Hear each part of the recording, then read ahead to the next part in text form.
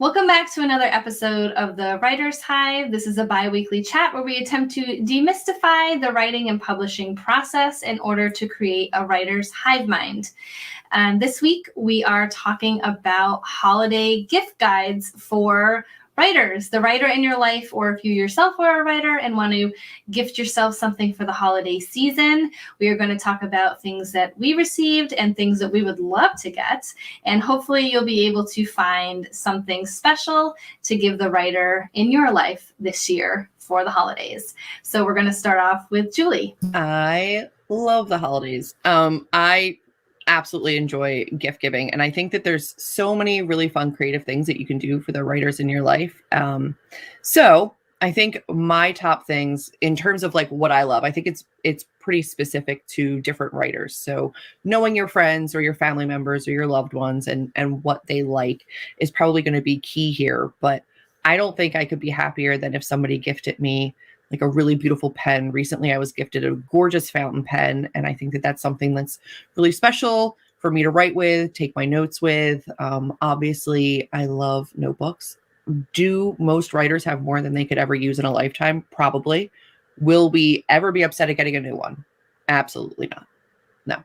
So I think in terms of like idea notebooks or like really special, meaningful pens, I mean, honestly, even if you just gave me like a pack of colored pens, I'd still be overjoyed. But like a really nice pen would also be a fantastic gift for the writer in your life. I think that some things can be a little bit tricky if you know that the person in your life is super organized. Sometimes a planner is really nice, but most super organized people already have a planner that they're in love with.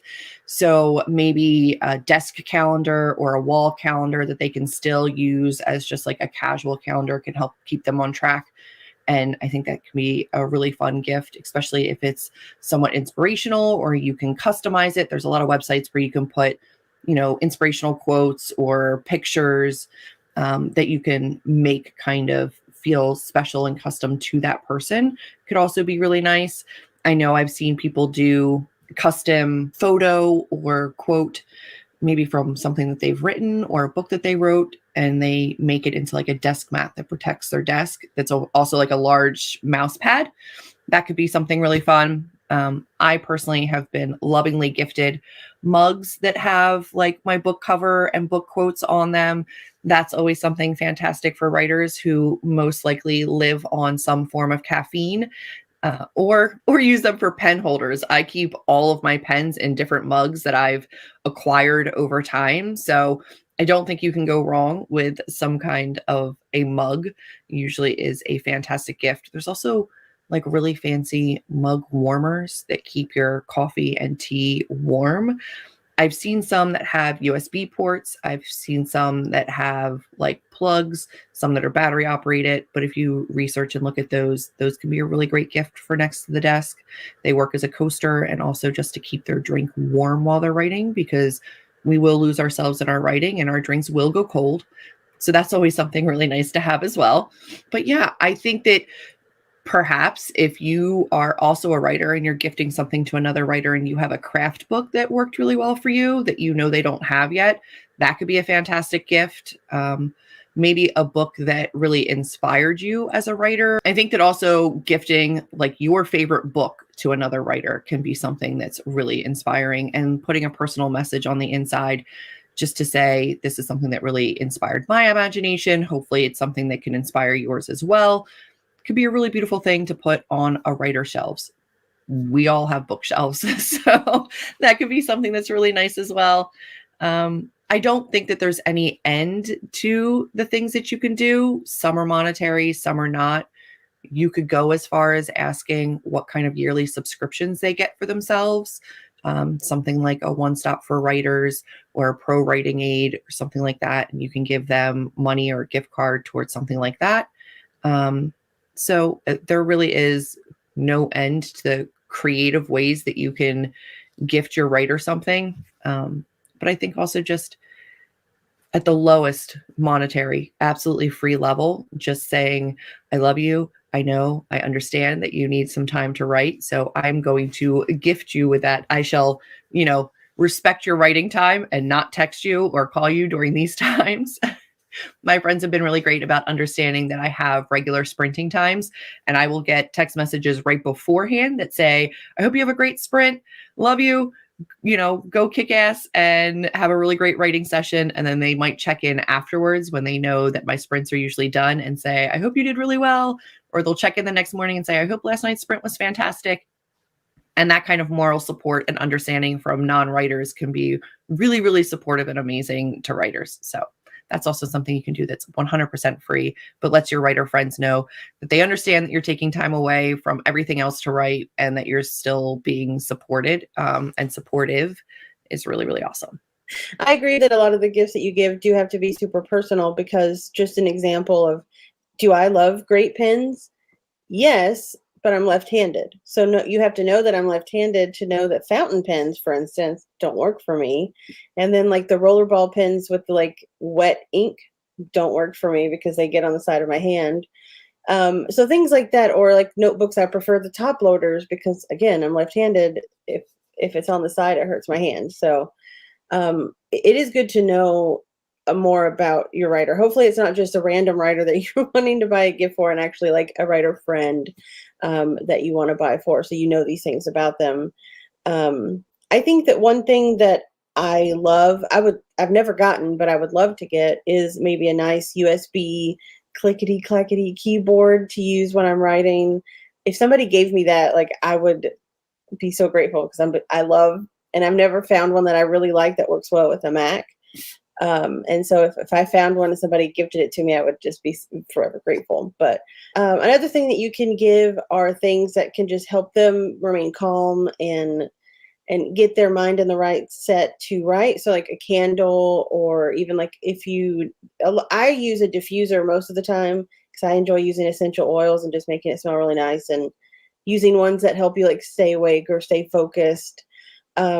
Even decorations for like bookshelves or for their desks. I have what looks like a feather pen, but it's just like a little statue. It's over on another bookshelf, so I can't get it. But if it's even say Funko Pops of some of their favorite stories, so that it keeps them motivated, even motivational pictures that say get things done. So I even have this that Julie gifted me when we went on a writing retreat, and it says, there is no wrong or right, just right. And it's right, like you're writing, and then it has my name on it. And I love this. I don't use it that often, just I don't want to mess it up, but these are really great because you can use wine out of these, coffee out of these, tea out of these. And then I put it up on my bookshelf just to remember to, like, it doesn't matter, just write it. And so I love that from Julie. When it comes to writer gifts, I have a very long list right here that Julie and Amber have already discussed some of them, but I did want to give sort of a comprehensive list of things that cost money and things that don't, because everyone has different budgets, and you can still show the writer in your life how much you care without putting too much money into it. So I'm going to first talk about things that do cost a little bit of money. And that's, I'm surprised we haven't mentioned it yet. We sort of did. Just books in general. Most writers are readers. So if you know the writer in your life really loves fantasy books or romance books, you can either gift them a specific book or possibly a gift card to their favorite bookstore. And you can do that physical copies or ebooks. That's always a fun one to get. I know one year for Christmas, my mom actually bought me a ton of ebooks, and Christmas morning, my whole Kindle was full of brand new books. So that was really, really fun. Also too, as writers and readers, I know a lot of writers like to sort of create a vibe when they're writing. So I would say maybe like fun fuzzy socks. I always love getting those, especially if they have something cute on it or a fun saying, or blankets, especially like fuzzy ones, or even if they have like a special saying on it or a pretty picture. Those are always fun to snuggle up on the couch or wherever you're writing or reading.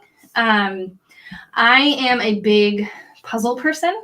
So I love getting puzzles, and I know a lot of authors We tend to be very internal when we are thinking about our books and everything. So that's like a really thinking activity for when you're trying to get out of a plot hole or anything like that. That is my go-to.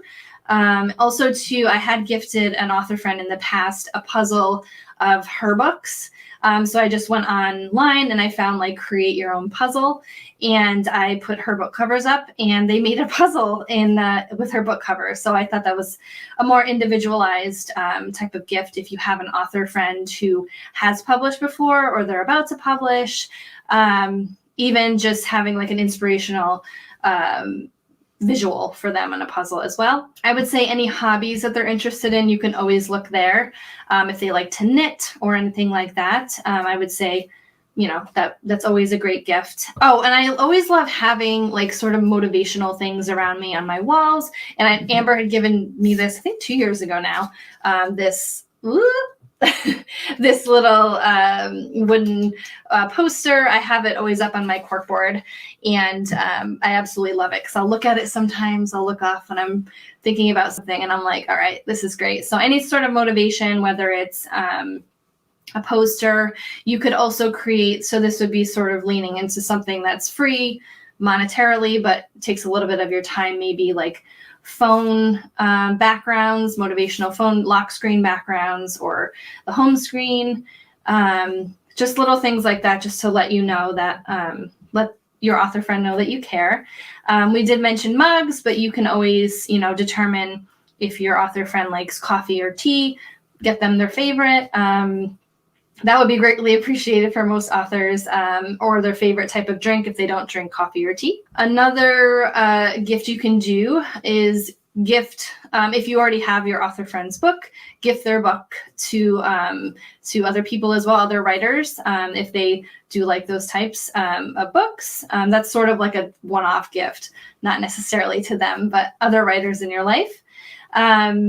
And I know, Julie, you love to annotate books. I think that would be an amazing gift to give someone, whether or not it's your book. If there's a book that you absolutely love and you think your author friend might like it, writing little notes in a new copy and then giving it to them, and then they can experience the book with you. In terms of some another free thing you can do, if your author friend is published, write a review for their book. We all are very busy, and I know sometimes I get behind on writing reviews for my friends' books, so I always try to do that when I can, but that would be an awesome thing that you could do. You could share it on social media, you can tag them, you can really do as many things as you possibly can to get other readers interested in their book.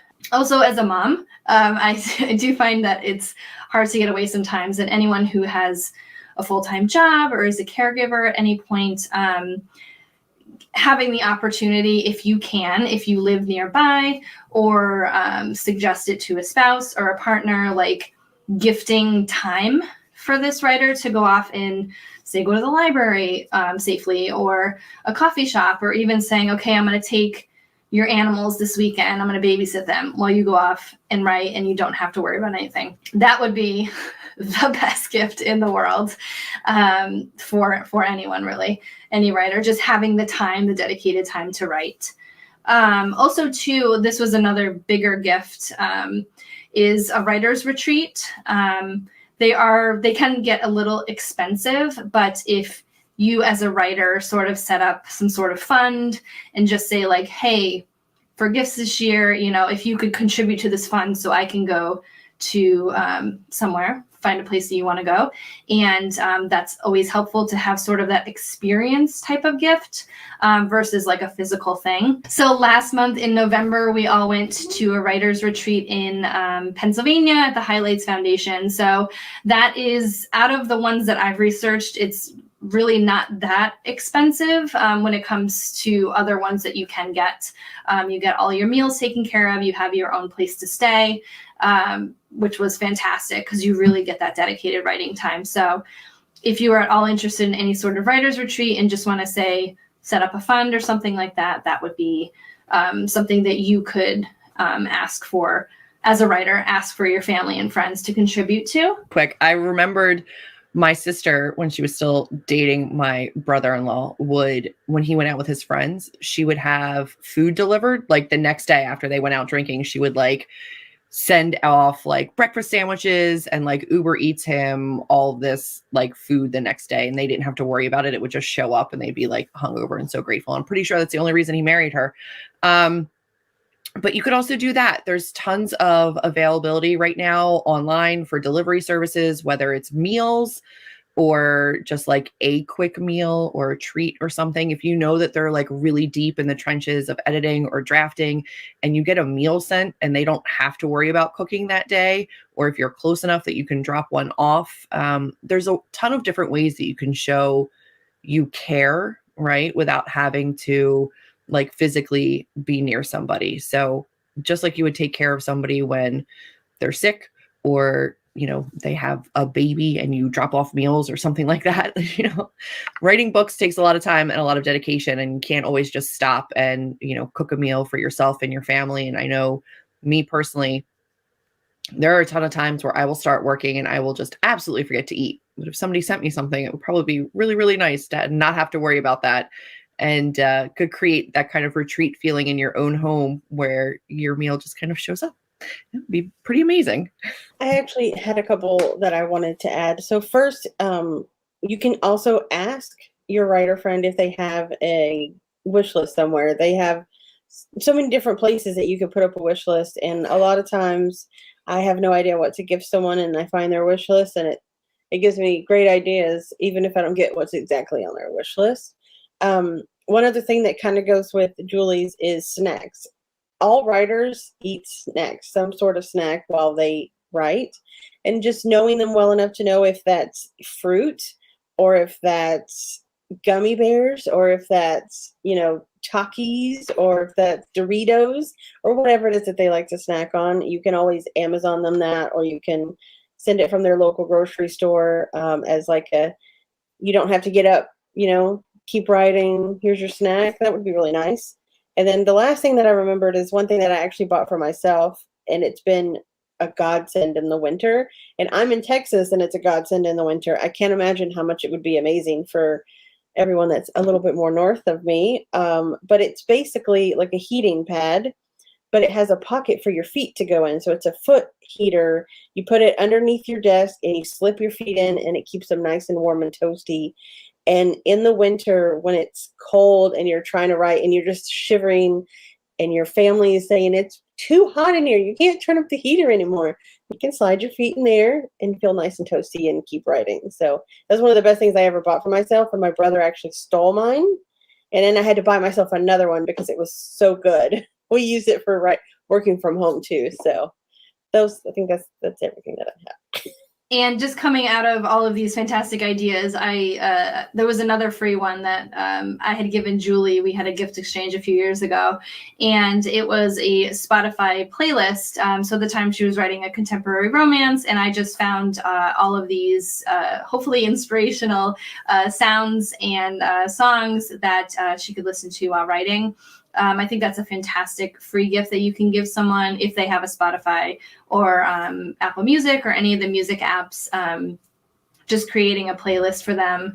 That one is a bit more personalized, so you'd have to sort of see what they're writing and, you know, their taste in music. But I think that's really, really fun. And it's definitely a special gift that you can give the writer in your life. We had a ton of ideas. I hope you were able to find one or two that would definitely work for you or a writer friend. And if you are stumped, or if your family is stumped on what to get you this season, be sure to share this video with them. They can have a ton of ideas, and hopefully everyone will be happy with the giving and receiving this holiday season. So the question of this episode is, what would you love to receive as a writer this holiday season? We would love to add to our list, our ongoing gift giving list. So be sure to put that in the comment section below. So in 2 weeks, we will be on Julie's channel for another episode. So be sure to follow the playlist down below. And also we have all of our socials in the description as well. So we will see you in 2 weeks then. Bye-bye. Another thing that just slipped out of my head. Oh. Where'd it go?